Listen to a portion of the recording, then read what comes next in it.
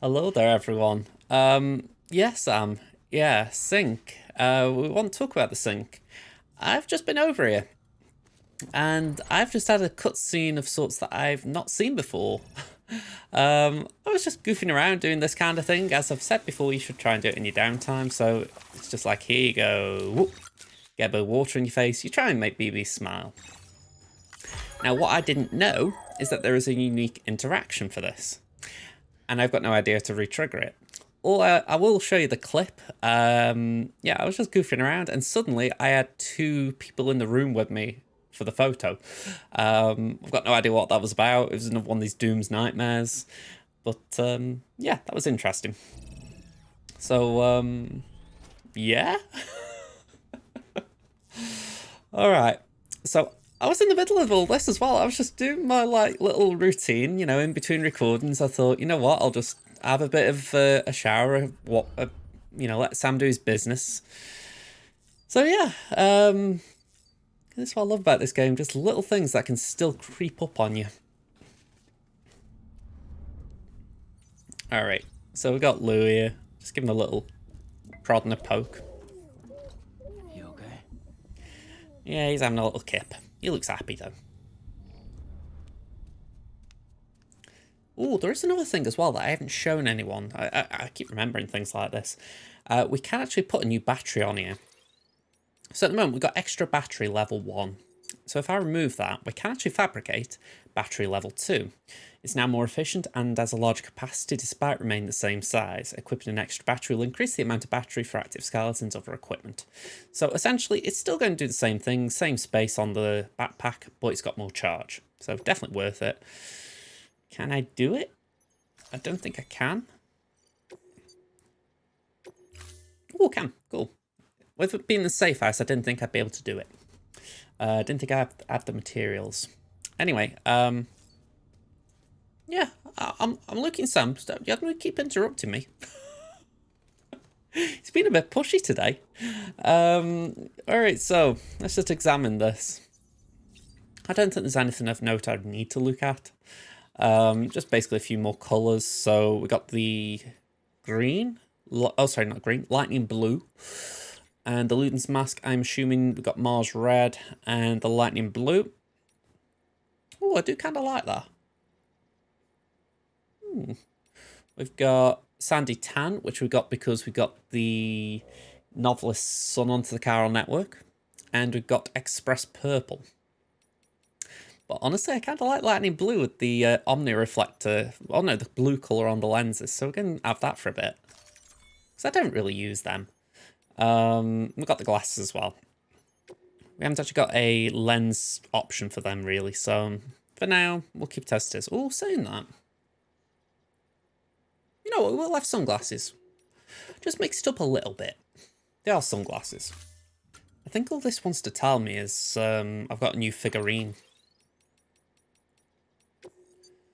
Although saying that, there is something for the other one. So it says I can put a cryptobiote on now. Let's do that. The cryptobiote's at least a little interesting. Fabricate stuff. Oh yeah, we've got a spare ammo container. So I won't be able to do this now because we haven't got the materials. But essentially, it just gives me a little extra ammo for my weapons. So it is actually worth having. How big is it? Oh, it's pretty big, that. I'd probably have to scrap the battery if I had that.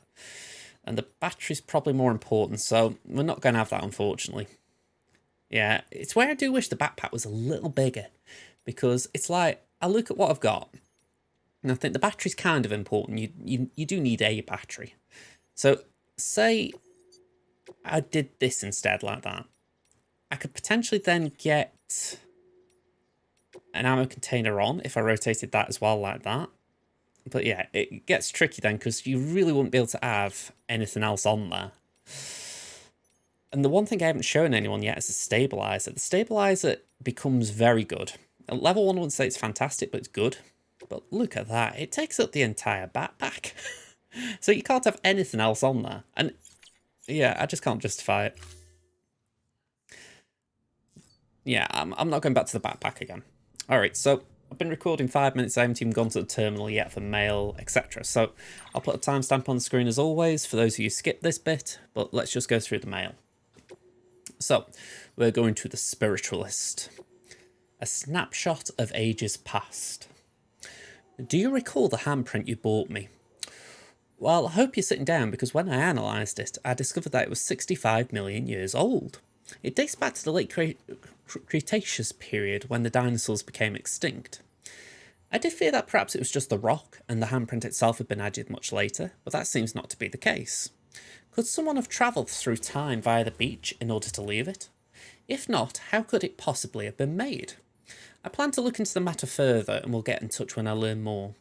If you happen to stumble across anything that might shed light on this mystery, you'll let me know too, won't you? Alright, the craftsman. BTs that aren't affected by your blood. How are things, Sam? Have you hit the coast yet? You can't be far off, I'll bet. You'll be pleased to hear that the local board's doing the best in your absence, and those amatic grenades you bought are making a huge difference. Speaking of all things amatic, we've received a report that suggests that some BTs out there aren't affected by your blood. The BT in question glowed bright red, apparently, and the poor porter who ran into it barely lived to tell the tale. He'd bought plenty of amatic grenades with him, but they didn't seem to do the trick. As you can imagine, this is a seriously concerning development. I mean, your blood was the only weapon we had against those things. What are we supposed to do now? Sure, they're bound to have some kind of vulnerability we can exploit, but how many of us are going to have to die finding out what that might be? Anyway, consider yourself warned, Sam. Be careful out there, okay? So yeah, around the snowy areas, you'll probably find some interesting BTs. I've already told you the big ones and the jellyfish creep me out. The red ones less so. But yeah, they've all got a creepiness to me. It's like, ugh. Alright. The medical device engineer. So this is from the doctor, I think? Yeah, I think this is from the doctor's shelter. The terminal only works because of the network. Thank you again for not only delivering that terminal of mine, but providing a network connection for it to function. Otherwise, it would just be no better than a box of circuits and solenoids. The network has made a difference in other ways as well. It's that much harder now for city doctors to ignore the sick out here, for a start. Their manner, that out of sight, out of mind, attitude towards the suffering beyond their walls drove my husband crazy, and was one of the reasons we moved in the first place. I didn't know they were married. Bit of an age difference, I thought, but maybe I'm just misreading her face. Anyway. Not that you can't have age difference, I suppose. Anyway. Without even a modicum of compassion or consideration, they demand people come into town to see them. And when those poor folks inevitably couldn't make the trip, corpse disposal ended up with more bodies to burn. I couldn't help but be moved by his passion for his profession. Didn't think twice about joining him, or marrying him. I thought a great deal about what kind of benefits the Carol network might bring, which led me to devise a terminal as a means of treating patients remotely. As he may have told you, we only have the one for now, but if it continues to perform well, and we can find the means to mass produce them, we could help a whole lot of people. But only if the network is there to provide support, so keep expanding it. It'll help in more ways than you can imagine. You see, this is a question I'd be asking. If they can actually provide the blueprints for designing it, then what stops them from using the Carol printer to create it? Other than we need a porter to deliver things. Alright, the novelist's son. America just ties people down. Sam, I'd like to tell you about my father. Before the Death Stranding, he was a famous writer, and he was always on the move. I'm not just talking about America either. He went all over the world. He didn't like staying in one place for long. As soon as he got bored, he'd pick up his canteen, made from a gourd of course, and start wandering again. When I was a kid, he'd tell me all sorts of tales about his travels, about the lands that lay beyond the oceans, even told me about people going to the moon. Kind of ironic that I'd end up shut away in a shelter after all that, isn't it? This won't last forever though. Us humans will find a way to live outside our shelters one day. I'm sure of it. When that day comes though, the last thing we need is to be tied down to some idea of America. That's why you won't see me joining any UCA. Sorry Sam, but that's just the way it is. I always find it funny how they're so insistent they won't join the UCA and then just a couple of different deliveries later they're like, you know what, it's not so bad. I saw space in a gourd. Mr. Sam Bridges, can I tell you a story about something that happened recently? I was preparing dinner when all of a sudden my beloved gourds popped into my head, and I just had to go take a look. Do you know what I found when I got there? The most marvellous specimen I ever laid eyes on. It was bigger than me, I swear. And while I was standing there, admiring it, I suddenly realised I was somewhere else, inside of it. And I was a tiny baby in a great big gourd world. I grew up there, become an adult, and eventually, Gourd World had a Death Stranding of its own. So what did I do then? I shared gourds with all the people of Gourd World, and they shut the BTs up inside them and set them all on fire. Gourd World was safe, and I had saved it. But just as I was basking in the glory of it all, I woke up to find myself back in the kitchen and the pot boiling over. While I'd been living a whole other life in Gourd World, only a few minutes had passed in this one. Sure, you could call it a daydream, but to me, it couldn't have been more real. Has anything like that ever happened to you? Yeah, I mean, you've got this kind of daydream that Sam has, but... Alright, this is from Langdon Distribution Centre, Northern Mountain, not City. I owe you my life. Dear Sam, first of all, let me introduce myself. I'm the guy you bought that blood for. If you remember, this is when we were at the waste station. We had a time delivery to go to the Distro Centre North. So, yeah, this is quite a while ago now, to be honest. I assume he's only just recovered. If you hadn't come through for me, I wouldn't be looking forward to working again, or writing you now, or here, period. I wanted to thank you face to face, but since I didn't know when I might get a chance, I thought I'd write you instead. I need you to know how grateful I am. I owe you my life, I'll never forget that. If you hadn't taken on that order, your next might have been to haul my corpse to the incinerator instead. I'd be ash and chiralium in the wind by now. Or worse, a BT. You've given me another chance, one I don't intend to waste. Rest assured, I'll repay my debt by doing everything I can to help you rebuild America. The Veteran Porter, thank you. You saved my life. Sam Porter Bridges, eh? I've heard a whole lot of talk about you. I'm a porter too, see? And I like to take an interest in my fellow delivery boys and girls.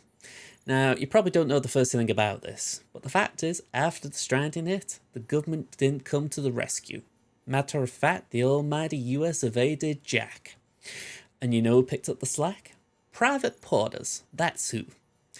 Making deliveries that kept people alive, stepping up and doing what no one else could or would. That's the world I grew up in. I learned that at the end of the day, it's only people you can trust. Individuals, not organisations. That's why I want no part of your UCA or Bridges neither. Sorry, but that's just how I feel. Nevertheless, I will say that I'm mighty grateful to you for bringing me those meds. I'm not sick or anything, just so you know. Not even injured, just worn out. Burned out, like on a quantum level, if you like. That's what happens when you push yourself too far. Make one delivery too many. Used to be there wasn't a single mountain I couldn't climb. I'd even trek down south to places most porters never even heard of, much less seen with their own two eyes. Not anymore. I'm not full on retired or anything, but I'd be lying if I said I wasn't worried about how much longer I could go on. I tell you what though, I was doing a lot better after he dropped that bad to see me. Felt good to know I had a buddy out there, someone who'd keep fighting the good fight longer after I'm gone. You'll do that for me, won't you, Sam? Oh, speaking of places down south, I remember that last time I was out that way, I saw something. Little glowy thing it was. No idea what the hell it was, but it didn't look like something somebody had dropped. Ever seen an object like this? I hope that wasn't a bad accent again. I have to make it interesting for myself as much as anything, so I apologise if it is a very bad accent. I just have this image of insulting someone terribly. Anyway, the geologist. I'm not going to be like Hartman. Dear Sam, I've made a full recovery thanks to you, and have been able to push on with my research. I've also come to an important realisation. Basic science alone won't unlock the mysteries of the Death Stranding. No, what we're dealing with requires something special, a kind of genius. You know what I'm talking about, right? Hartman. He's the most brilliant mind of his generation, and what's more, he has dooms. Not that long ago, and this is just between ourselves, I wanted to be just like him. Not anymore though. Not after that bout of beryllium contamination. Now, not only do I know I could never be like him, I'm actually glad I'm not. I couldn't take it. I couldn't deal with the nightmares, with having death as a constant companion. Fate might have been kind to him in some ways, but in others... Well, now I know that he suffers, let's just say that. His suffering's your burden too, I know that. But listen, if there's anything I can do to make life easier for any of you, let me know. I understand I'm never going to be the genius who cracks the Death Stranding, but I'm not useless. I'm here to help either way. Alright. 3 pieces of... in 3 interviews to read. What's the bet? There's one from Hartman. Ooh, we haven't got one from Hartman. Hey! Who is it then? We've got interview with the zoologist. Not zoologist, geologist. I was that excited about Hartman, I misread that entirely. Let me have a sip of that. Oh. Talking non-stop for 20 minutes nearly, it takes a bit out of your voice. Alright. This is 1 year ago. I remember it was just before I joined the expedition when I found those documents in Bridges HQ. Research papers that predated the Death Stranding. People used to believe that the dinosaurs had gone extinct at the end of the Cretaceous period, 65 million years ago. But when this fellow investigated various locations where late Cretaceous dino fossils had been found, he came to the startling conclusion that there was hardly any evidence anywhere on Earth that supported the theory that dinosaurs had survived until the end of the Cretaceous. In other words, almost all of them had been wiped out long before that. The only place where the fossils that did support the traditional theory was here, in North America, which suggested that this was the last part of the Earth to have been inhabited by dinosaurs. Not everyone agreed with that analysis at the time, but let's say he had it right. That would mean that there is evidence of a mass extinction hidden here right beneath our feet. Evidence which could prove invaluable in understanding the one on the horizon. Did the dinosaurs who happen to live here just get lucky? Or is there something special about this place that allowed them to survive? I'd love to get to the bottom of it, but I'm not sure I have what it takes. I'm not like Hartman, I don't have dooms, or any other unique traits. Still, I want to make myself useful. I want to research the Stranding and help uncover the truth behind it. That's why I joined the expedition team, after all. Okay, Antimatter in Storage by Philip North, 1 year ago. This is from Distribution Centre, north of Mountain Knot City. Everything went like clockwork, and we recovered all the antimatter. Performed the requested maintenance on the magnetic trap too. It should be a bit more stable now. I still can't believe those amateurs managed to get their hands on the stuff though. Apparently they stumbled across it while researching chiral clouds, though I suppose that makes a kind of sense.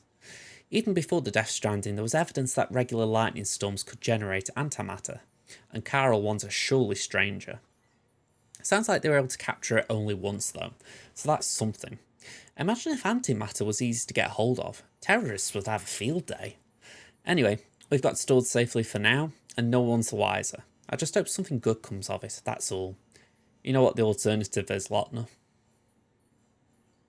I'm curious if that's read, you know what the alternative is, Lochner. Interesting, I can't work out how that's meant to be read. I don't know if there's saying... It seems like it's addressed to Lochner rather than Lochner as the alternative. Anyway, what's the last one of these? Report 6, Lucy's report. Okay, we're missing a fair few here. So this is from Lucy, report date, time unknown, where unknown. Ooh, okay. I decided to share with Sam my working theory regarding his condition. Ah, okay. I've never actually looked at this, but you can see Lucy from his photo there. You can't actually see him in the other ones now I think about it. You can see Hartman and all that, but I never actually thought to look there for this one. Never mind. So I decided to share with Sam my working theory regarding his condition. I was prepared for some resistance, but the intensity of his anger was surprising. He glared at me as he reframed my assessment as wild speculation he had been brainwashed by a cult. It was the first time I'd managed to coax from him such a powerful emotional response. Actually, based on this game, that's not a surprise. He doesn't exactly come across as an emotional handover quite easy. You know, he's very boxed up as Sam. While I found it a little frightening, I did my best to remain professional, welcoming the breakthrough. The reduction in the distance between us. That was how I prevented myself, but in retrospect, a part of me was delighted by his aggressive response. Sam stated that he is a repatriate. I challenged him and said that repatriation was nothing more than a fiction used to explain the phenomenon of near-death experiences, one that makes use of the equally fictional beach. Emboldened, I pressed him further, until I finally told him to snap out of it, to renounce his fantasies about the other side. For an instant, I thought he might explode in anger again, but instead he grew quiet, and after a long moment rose to his feet and left the room, without saying another word. I fear I may have pushed him too far. Or too hard. Interesting. I haven't read these ones. As you can probably tell by my reaction at the beginning. And yeah, that's quite interesting. I hope we find more of them. Alright, so that is all of these. Should get a few likes for that. 18, a little disappointing. So let's leave the private room. Let's get on with the deliveries. So 21 minutes or so I've been recording. Curious how many of them will be in the video, but we've got a lot of cargo on the back, and we've still got to pick up an antimatter bomb. Which just makes me just smile when I hear it. It's like, just the everyday nature of saying, oh yeah, I'm just picking up an antimatter bomb today, you know, I'm just going to go take this to some guy who's a paleontologist. I just love this game for that kind of casualness. Casualness about the uncasual. Alright, so we don't need to take on orders. Besides, I don't think there is anything here. So all I'm going to do is just check fabrication. And I'm not sure I actually need anything here.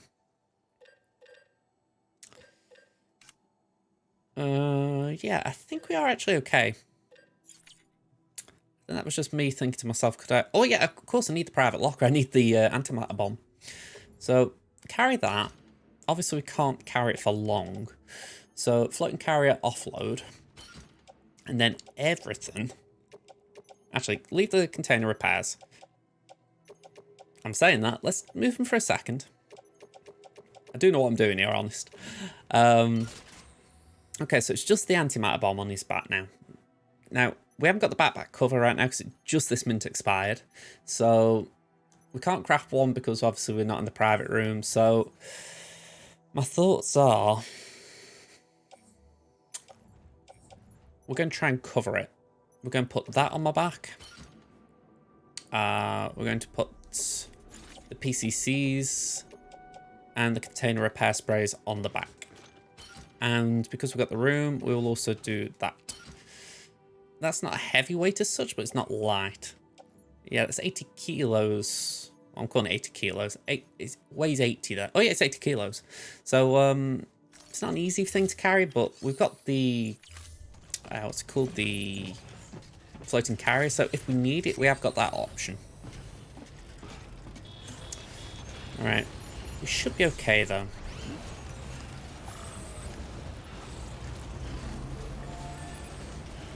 It's alright, I was just looking at Lochner feeling herself. Just, it looks a bit weird when you're passing by. Even though you know the context from playing the story, it still looks a little bit weird. Alright. Let's just go down here. Now, I could have gone on the zipline, but I thought, what's the point? I'm saying that, there isn't a zipline here, is there?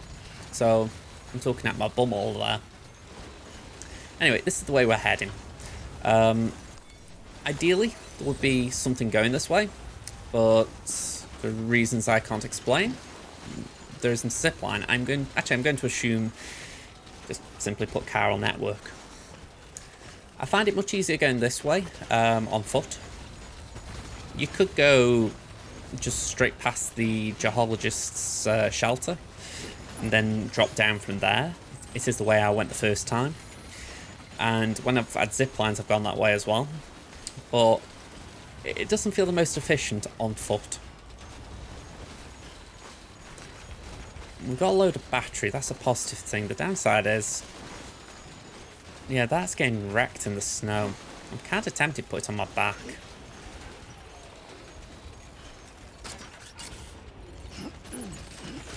Go on. It just means I'm not Even though I've got a lot on my back, I think...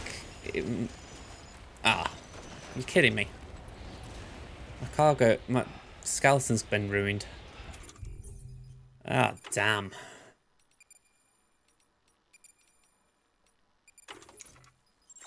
What's my cargo situation here? Oh, I'm miles over.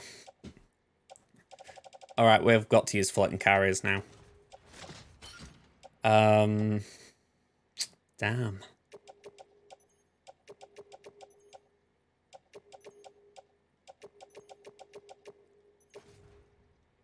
Okay, so we don't need the second one out, so let's put that on the carrier.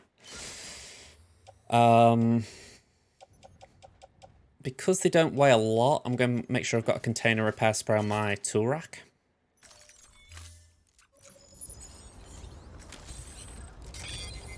And let's just see how I get on. I mean, this is the second time my battery's run out in this area. Technically not my battery this time, but it's the second time my skeleton has been immobilized. This is effectively a nightmare when you're doing these types of deliveries. I mean, you can survive, you can cope, but it's really not fun. So with that in mind, I'm going to try and skip a bit here. Good time for low roll to kick in.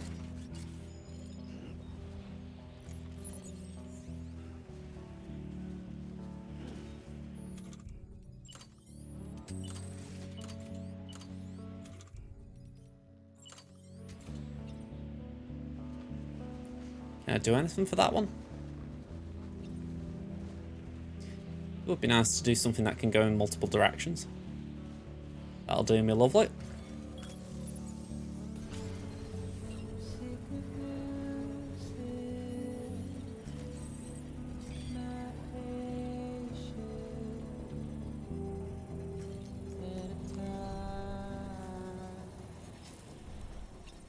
Oh. Construction complete.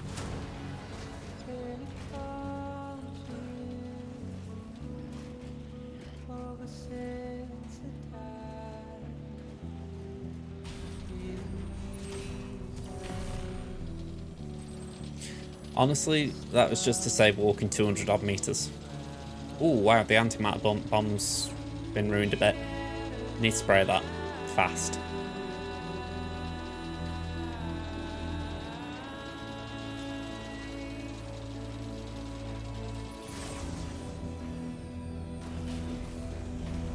Again, I think this might be the same person, but putting it right on the Carol network line. You can tell people like it.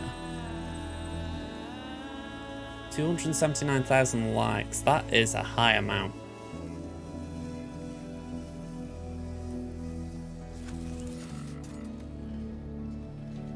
Alright, so we're just going straight downhill at this point. I'm not sure you could actually get that any more efficient as far as trying to get a quick, give people a quick zip line to the area.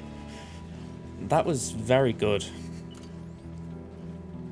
What I would say is maybe you could put a zip line up there somewhere so that people can then zip line down towards the actual delivery area, but I'm really just trying to think there what would be better.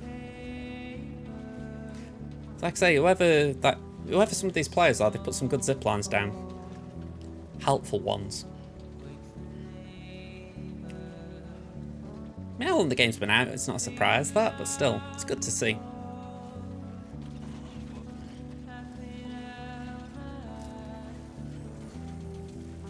Being a little bit risky and not balancing. There's a thing where if you do lose your balance, he stumbles forward a bit so it can speed you up a little bit.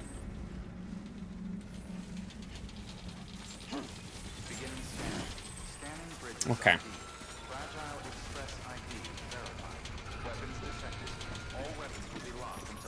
Let's deliver the bomb.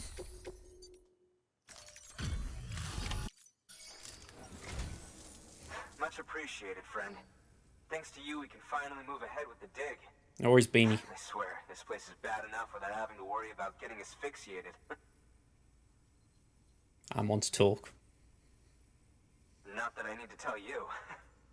You did it after all, though I can't for the life of me imagine how. Alright, skip all this. S rank, lovely. We've got a song from it. Nice little bonus. 2 and a bit stars. Alright. You can set up the chiral network while I work. Okay. Now, the next delivery should, well, I say next delivery should. The next delivery should be Devo Biologist, but it isn't.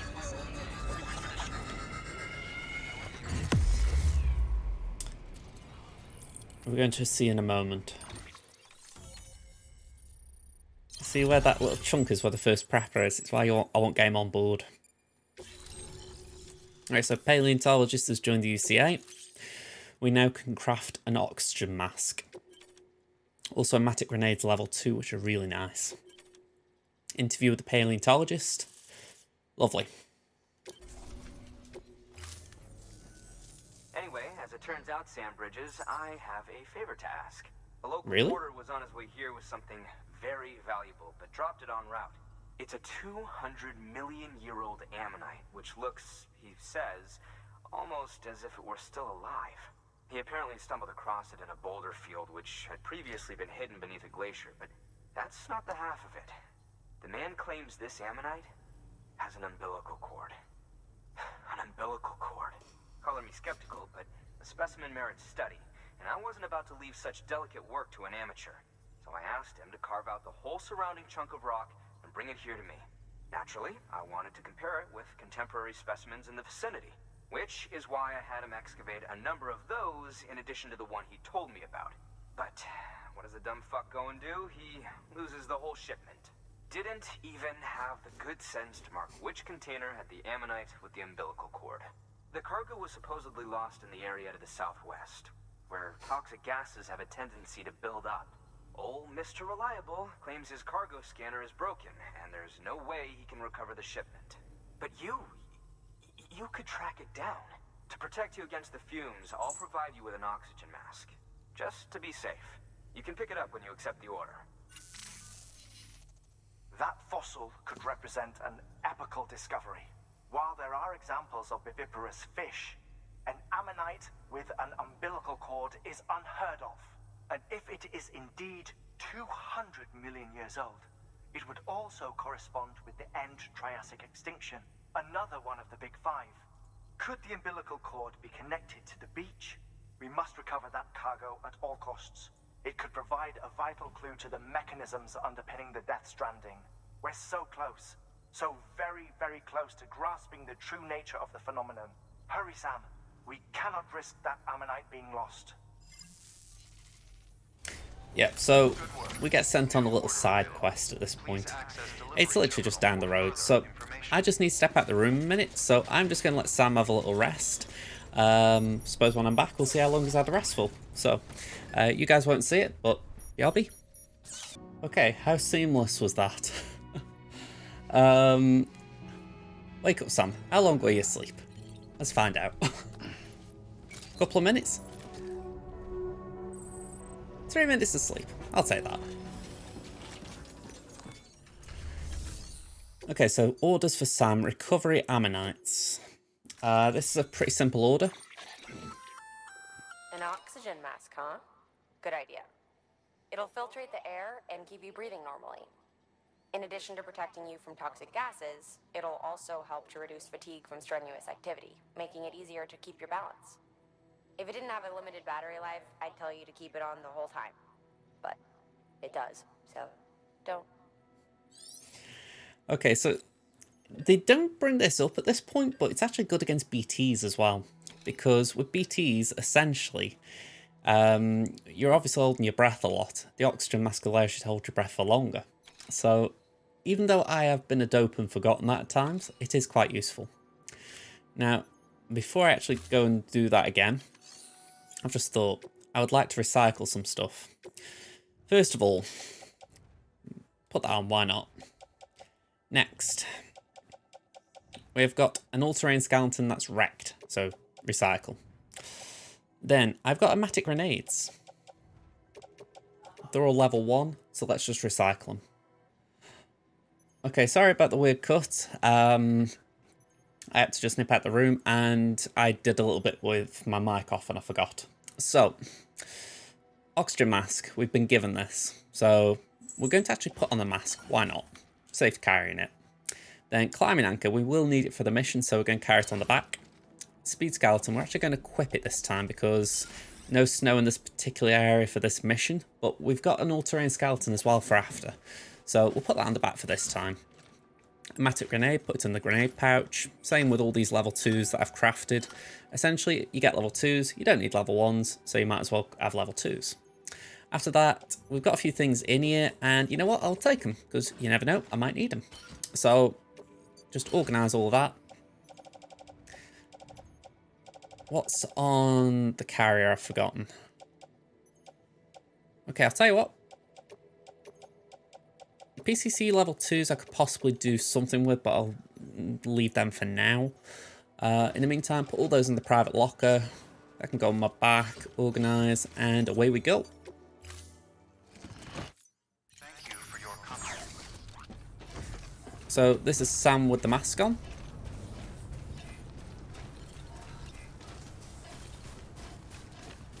So you can hear him, he's a little bit raspier with this on. And we're going down here. Okay. Gotta give the audio work on this is good. Okay, I think yeah, give this guy a like, he's pointing me in the direction. So it's not difficult, this one. Did someone by any chance leave me climbing anchor or anything? No, but someone did leave that there. Okay. Ah, okay. You know what, I'm going to do something I don't like doing. I'm going to load. For a very, very, very simple reason. That guy who put that sign there had a very good idea, and I wouldn't mind just, for once, doing something with a sticky gun. You've all seen me, I don't use the sticky gun at all, but this seems like the kind of order for a sticky gun. So why not?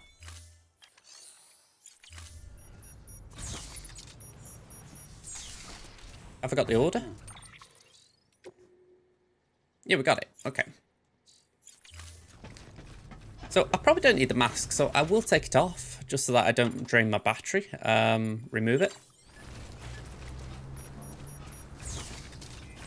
Like I say, it's pretty cool. You know, it's mainly used for VOG, so that if you're going in an area where there is VOG, you don't suffocate. But also if you're carrying VOG, which is common standard order, well, maybe not common, but it appears, then you've got an option with it.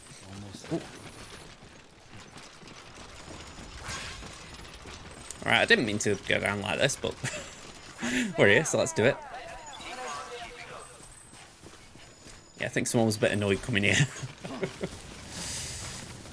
Alright, there we go. Yeah, I like the idea someone had. I'll be honest, I think they had a really good idea. So, we're not anywhere near the VOG. So this is a way of doing it, where we just go... Oh.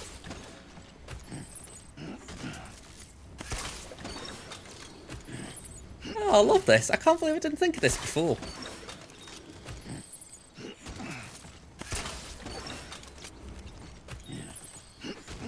Oh, this is cool. There you go.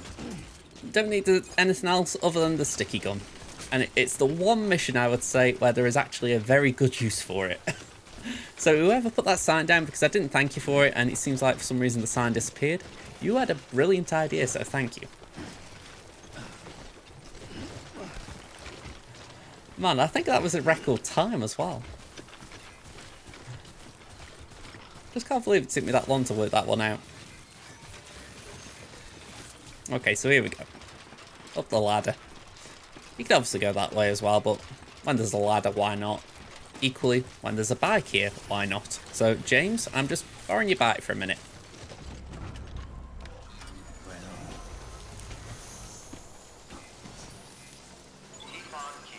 Keep on keeping on. Even with the speed skeleton, I assume I can drive here faster than run.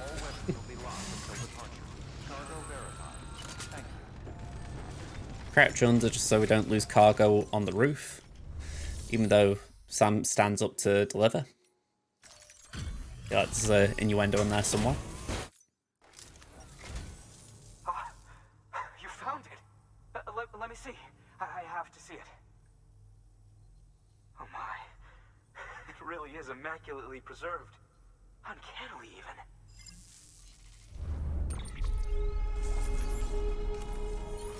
Alright, nice S rank. We get the 3rd star. Volcano Orange Luden's mask frame and backpack colour. Alright, nice. One or more bots have delivered. William Lake. That probably wasn't a good one. Okay, 50%. It was on the line. Got a C rate for it, which considering I was only just delivering it because I thought, why not? I'll take that. Thanks for bringing in that lost shipment, Sam. And yes, it did indeed include an ammonite with a bona fide umbilical cord attached. I've already sent some images and a preliminary analysis to Hartman via the network. Interestingly, it seems the surrounding strata contain traces of tar, which lines up with one of his theories. Anyway, I know you only just brought this ammonite here, but I'd like you to deliver it to a colleague of mine, an Evo-Devo biologist. Lately, she's taken an interest in the tar, and I think she'd be eager to examine this particular specimen. It's quite remarkable, and that's to your credit. To clarify, she has been studying how the tar may have influenced the development of various organisms. Accordingly, I would ask that you also recover the tar collectors deployed near her shelter and deliver them along with the ammonite. It would be too dangerous for her to attempt to retrieve them herself, which is why we must impose upon you. By aiding her research, we may yet inch closer to unraveling the secrets of the Death Stranding. We've already made so much progress with the data recovered by the network. With your continued help, I know we can accomplish even more. I can't help the smirk of that just because, it's a bit dangerous for her, but Sam, you're okay. It doesn't matter if you have to go into crazy dangerous areas, despite the fact that you're the one who's meant to be connecting the network up.